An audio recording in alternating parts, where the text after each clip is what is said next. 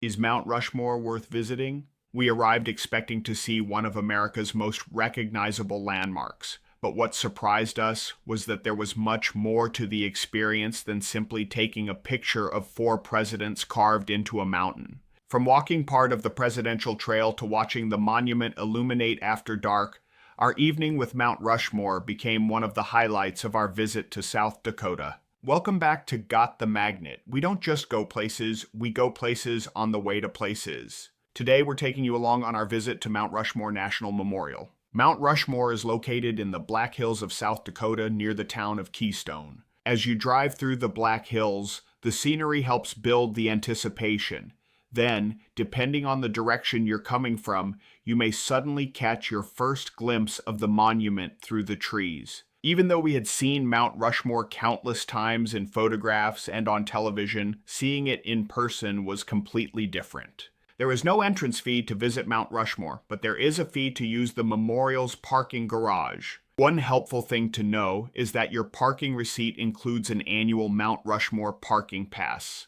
That means you can generally return during the next year without paying the parking fee again, as long as you keep the pass. National park passes, including the America the Beautiful Pass, do not cover this fee because the parking facility is operated separately. After leaving the parking garage, we walked toward the Avenue of Flags. This impressive walkway features flags representing all 50 states, the District of Columbia, and U.S. territories and commonwealths.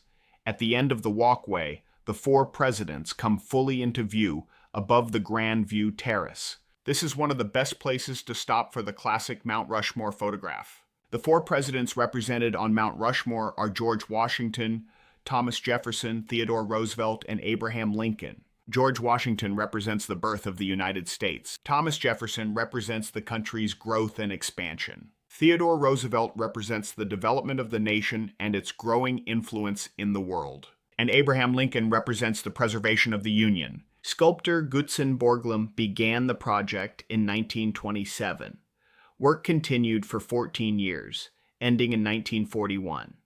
Borglum died shortly before the project was completed, and his son, Lincoln Borglum, helped oversee the final work. Each presidential head is approximately 60 feet tall. To put that into perspective, each face is about the height of a 6-story building. When you look at the sculpture from a distance, it can be difficult to appreciate its enormous size or the amount of work that went into creating it. Hundreds of workers participated in the project. Much of the granite was removed using dynamite, followed by more detailed drilling and carving. Despite the dangerous conditions, no workers lost their lives during the carving of Mount Rushmore. We arrived at around 6 o'clock in the evening, which gave us time to explore before the evening program. We walked part of the Presidential Trail, which offers different views of the monument and opportunities to see the sculpture from below. The complete trail includes hundreds of steps, so visitors should be prepared for some climbing.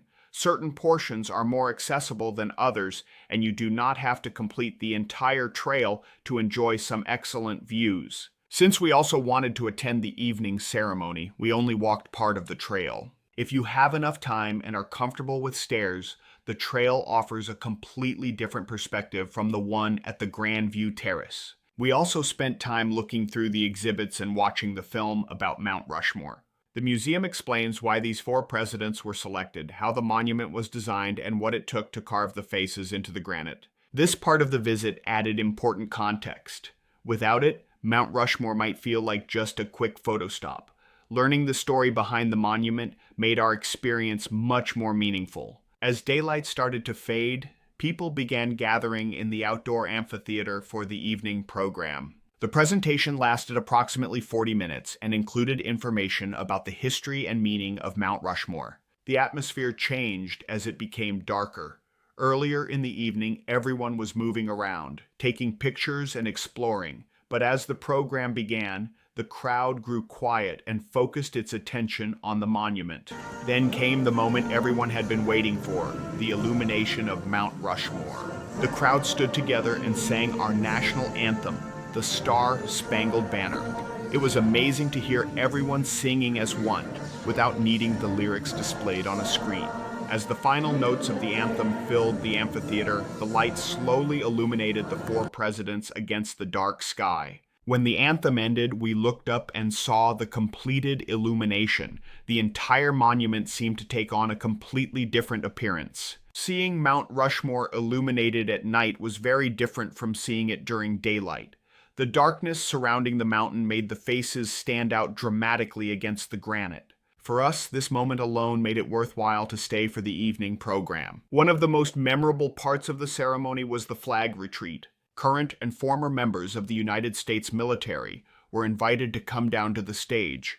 They gathered together as the American flag was lowered and carefully folded. It was a powerful way to recognize the men and women who have served our country. Watching veterans from different generations stand together beneath the illuminated monument made the ceremony especially memorable. It was also emotional to see veterans who had never met before embracing one another, united by their shared experience of serving our country. If you are planning a visit to Mount Rushmore, we strongly recommend checking the schedule and staying for the evening program if it is being offered. So is Mount Rushmore worth visiting? For us, the answer is yes. You can certainly stop, take a picture, and leave after a short visit. There are also several places along the road leading to the memorial where you can take photographs without paying for parking. But if you only stop for a quick picture, you may miss much of what makes this memorial special. Give yourself time to walk along the Avenue of Flags, explore at least part of the Presidential Trail, visit the exhibits, and stay for the evening lighting ceremony. Our biggest recommendation is to arrive in the late afternoon or early evening. That allows you to see Mount Rushmore in daylight, explore the memorial, and then experience it again after dark. Seeing such a familiar American landmark in person was impressive, but the illumination ceremony and flag retreat were what transformed our visit from a sightseeing stop into an experience we will always remember. We would also recommend spending several days in the area, because there is much more to experience in the Black Hills than just Mount Rushmore. You'll find hiking trails, scenic drives, wildlife viewing, train rides, thrill rides, museums, and live shows throughout the region. Mount Rushmore may be the area's most famous attraction, but it can also be the starting point for a much bigger Black Hills adventure. Have you visited Mount Rushmore? Did you stay for the evening ceremony? Let us know about your experience in the comments. If you enjoyed coming along with us, please give this video a thumbs up and subscribe to Got the Magnet for more cruises, road trips, museums, wildlife adventures, and unexpected stops along the way. Thanks for watching, and remember, we don't just go places, we go places on the way to places.